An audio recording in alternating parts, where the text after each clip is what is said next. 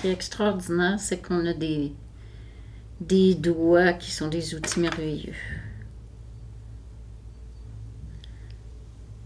Le seul contact que tu as avec ton argile, c'est tes mains. Tu es avec toi-même et c'est tes mains qui sont tes yeux. Donc pour moi, c'est vraiment important ce contact du toucher. Et quand je suis en exposition avec mes céramiques ou mes sculptures, je veux que les gens, ils prennent mes pièces dans leurs mains, puis qu'ils leur touchent, qu'ils sentent ce que moi j'ai ressenti quand je l'ai façonné, quand je l'ai fait. Toutes les petites nervures qui sont là, eh bien, c'est elles qui guident, qui savent le geste, qui savent comment bouger les doigts, comment... Donc, c'est vraiment... Écoute, j'en ai des gros frissons quand j'en parle parce que c'est très puissant ce que je suis en train d'expliquer là. Et c'est, je pense que c'est la première fois que j'explique avec autant de beauté ce travail de mes mains. Ce que j'aime, c'est ce côté sensuel que va m'apporter ce toucher où j'ai les doigts un peu mouillés, je touche la terre et c'est comme si j'avais une vraie peau sous les doigts finalement parce qu'elle répond comme si c'était de la peau. Et c'est ça, c'est tout ce côté sensuel. Là, je suis en train de façonner un corps. Mais ce corps, il ne faut pas qu'il y ait de marque. Il faut qu'il soit beau, il faut que je prenne le temps de le caresser pour l'emmener à ce que moi, je veux rendre dans le travail après, quand ça va être exposé. Je veux qu'on ait ce même ressenti en regardant la pièce, et même peut-être même en la touchant. De sentir que l'artiste a pris le temps de la caresser, puis de la mettre belle. C'est ça. Moi, après cet accident, quand j'ai découvert l'argile, ça s'est fait assez rapidement après, je ne pouvais plus concevoir une autre façon de me réaliser dans la vie, puisque je ne pouvais plus faire ce que je faisais avant. Quoi, tu vois, j'étais femme d'affaires, j'étais propriétaire de 4 crèches. Bon, j'étais très active. Alors que là, limitée dans mes mouvements et tout, eh bien, là, ça me permettait vraiment d'aller encore plus loin que ce que je suis.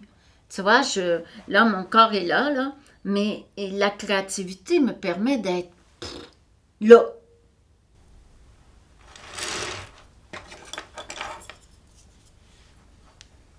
Tu sais, j'ai travaillé pendant des années en télévision. J'ai quitté ce milieu après plus de 10 ans parce que j'étais écœurée là, de superficiel et tout. Après, bon, j'étais en affaires, je travaillais 7 jours par semaine, je roulais sur l'or, voilà, mais j'étais très superficielle. Et après l'accident, eh bien, je suis allée à l'intérieur de moi. Et là, j'ai vraiment été très, très creux, mais vraiment très creux, parce que là, j'ai vu le fond. J'ai vu le fond du baril, à penser même à en finir, à me dire, bon, ben, t'as pas de raison de continuer dans la vie. Et puis, si je suis remontée, ben, en fait, c'est justement parce que je suis allée en bas. Je suis allée dans le fond du baril. Et je pense que tant que tu n'as pas touché le fond du baril, tu ne peux pas sortir de là. Puis sortir grandi de là. Donc, c'est un passage obligé si tu veux devenir vrai, je pense. En tout cas, pour mon expérience à moi.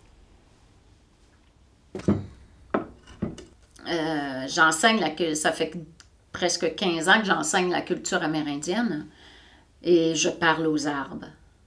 Pour moi, c'est super important de parler avec eux. Et j'ai même des copains dans les arbres.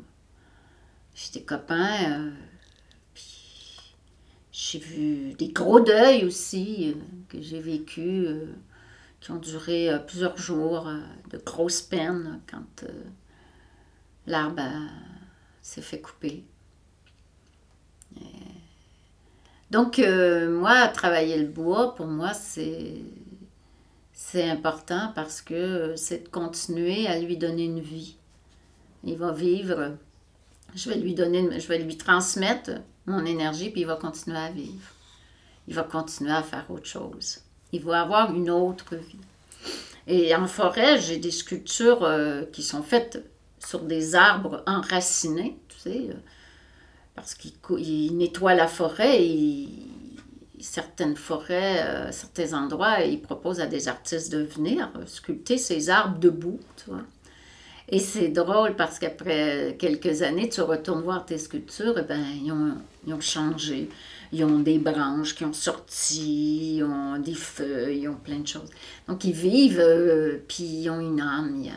Moi, je trouve ça super important, cette communion avec les éléments.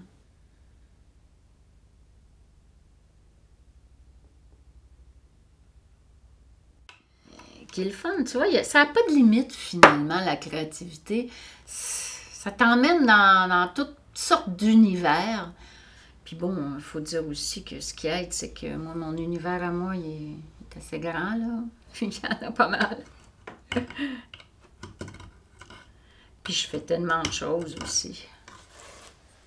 Mais je fais tout avec passion, sinon je fais pas. Si il n'y a pas la passion, t'oublies ça. Ça marche pas.